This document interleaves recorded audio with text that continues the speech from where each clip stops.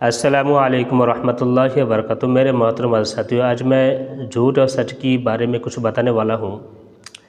झूठ बोलने का नुकसान क्या है और सच बोलने का फ़ायदा क्या है, हदीस और रोशनी के बारे में मैं आप लोगों को बताने वाला हूँ। देखिए मेरे मोहतरम साथियों, कुछ लोग तो ऐसे हैं जिनका मकसद ही झूठ को फैलाना है, झूठ का फ़रोग़ देना है, झूठ का बोलबाला करना है, झूठ ही झूठ है। उनकी पूरी ज़िंदगी झूठ पर मबनी होती है। असल में होता यह है कि अक्सरियती तालीमात इनकी झूठ पर मबनी होती है, इसलिए ये लोग ऐसे करते हैं। ये ना झूठ को पहचानते हैं ना सच को पहचानते हैं, इसलिए ये लोग ऐसे करते हैं और ये लोग तहकीक से बहुत दूर जाकर गिरते हैं। असल में ये है कि जो भी कोई बात मिले इनको तहकीक किए बगैर, ना कुरान देखते हैं ना हदीस देखते हैं, बस गलत सलत। और दूसरी जगह इरशाद है सूरह अहज़ाब की 2 आयत से सच हक की बरकत को समझिए। या अय्युहल्लज़ीना आमनु तक़ुल्लाह व क़ूलू क़ौलन सदीदा, ऐ ईमान वालों अल्लाह ताला से डरो और सीधी सीधी यानी सच्ची बातें क्या करो। और दूसरी आयत है युस्लिह लकुम अअमालकुम व यग़फिर लकुम ज़ुनूबकुम व मय युतिअल्लाह व रसूलहु फ़क़द फ़ाज़ फ़ौज़न अज़ीमा, ताकि अल्लाह ताला तुम्हारे काम संवार दे और तुम्हारे गुनाह माफ़ फरमा दे, और जो भी अल्लाह उसके रसूल की ताबेदारी करेगा उसने बड़ी मुराद पा ली। भी अक्सरियत कम होती जा रही है, और ये इसलिए कि जो लोग सच बोलते हैं, अब वो लोग ये सोचने लगे हैं कि कहीं अगर मैंने इस हदीस को बयान कर दिया या इस मसला को बयान कर दिया, कहीं मेरा फला जो रिश्तेदार है वो नाराज़ ना हो जाए।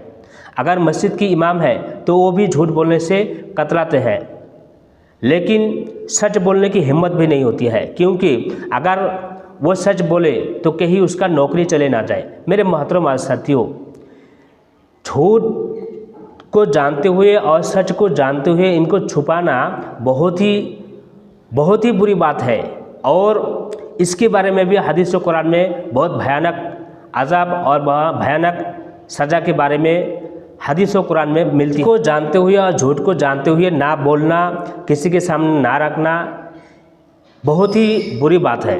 देखिए मेरे मोहतरम साथियों, मैं एक बात बताता हूँ, अगर आप हक़ को जानते हो तो उसको बोलिए, उसको लोगों के सामने रखिए, और सच जानते हो तो उसको भी बताइए। अगर आपको मसला मालूम है, हकीकी मसला मालूम है, हकीकी फतवा मालूम है, तो आपको लोगों को बताना पड़ेगा। आप जिम्मेदार हो, दीन का भी जिम्मेदार हो और लोगों का भी जिम्मेदार हो, क्योंकि एक हदीस में ये आता है कि कुल्लुकुम राइन व कुल्लुकुम मसऊलुन अन रअयतिही, कि हर शख्स जिम्मेदार है और हर शख्स से क़यामत के दिन इसके बारे में सवाल होगी।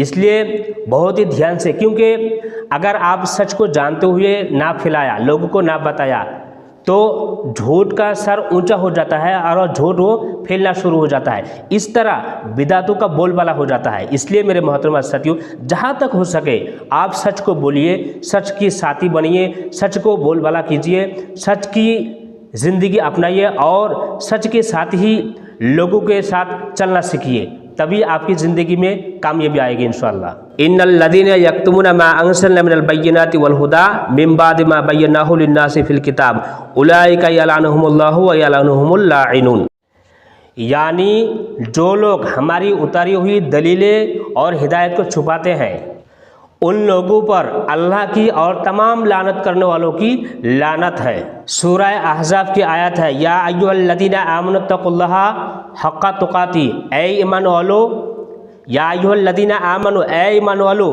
हक़्क़ तुक़ातिही, हक़ बात कहो, सच बात कहो। इसका फ़ायदा क्या है? यग़फ़िर व युस्लिह लकुम अअमालकुम, तुम्हारे अमल को अल्लाह पाक रब्बुल आलमीन दुरुस्त कर देगा। वयग़फ़िर लकुम, और तुम्हारे गुनाहों को माफ़ कर देगा। वयग़फ़िर लकुम ज़ुनूबकुम, तुम्हारे गुनाहों को माफ़ कर देगा। वल्लाहु गफ़ूर रहीम, अल्लाह पाक रब्बुल आलमीन बहुत बड़ा माफ़ करने वाला है, गफ़ूर रहीम है। मेरे मोहतरम साथियों, ये वो आयतें हैं जिनसे हमें पता चलता है कि हक़ बोलने का फ़ायदा क्या है और झूठ बोलने का फ़ायदा क्या है।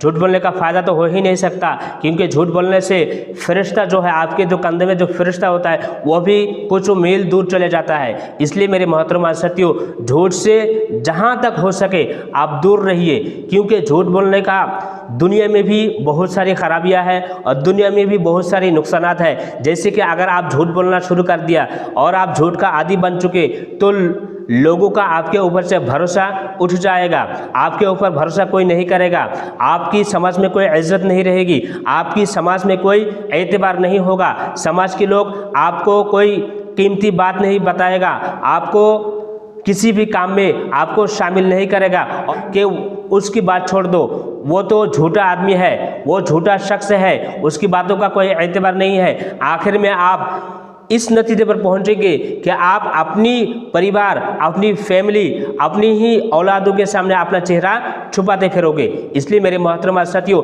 झूठ बोलना छोड़ दीजिए, क्योंकि झूठ बोलने वाला शख्स शैतानों का दोस्त होता है, शैतानों का पसंदीदा होता है, शैतान खुश होता है। और हुज़ूर अकरम सल्लल्लाहु अलैहि वसल्लम ने फरमाया, कुरान में भी इरशाद है कि जहाँ तक हो सके शैतान को दूर करो, शैतानी काम से दूर रहो, क्योंकि शैतान हमारा दुश्मन है। जो सूरह यूसुफ में भी है कि इन्ना शैतान अल इंसानी अदुव्वुम मुबीन, कि शैतान तुम्हारा खुला हुआ दुश्मन है। शैतान की हर जाल से बचने की कोशिश, हर जगह हर वक्त आप तौबा पढ़िए, तौबा कीजिए और ला हौला वला कुव्वता इल्ला बिल्लाह पढ़िए, ताकि शैतान आपसे दूर रहे और शैतान का मुंह काला हो। और जहाँ तक हो सके हुज़ूर अकरम सल्लल्लाहु अलैहि वसल्लम की हर हदीस को जिंदा करने की कोशिश कीजिए और सच के साथ रहिए, सच बोलिए, सच के रास्ते पर चलिए। और सच बोलने का दुनिया में भी फ़ायदा है। और इंतकाल के वक्त आपकी रूह जो है बहुत ही खुशबू के साथ फरिश्ता अल्लाह पाक रब्बुल आलमीन के पास ले जाएंगे।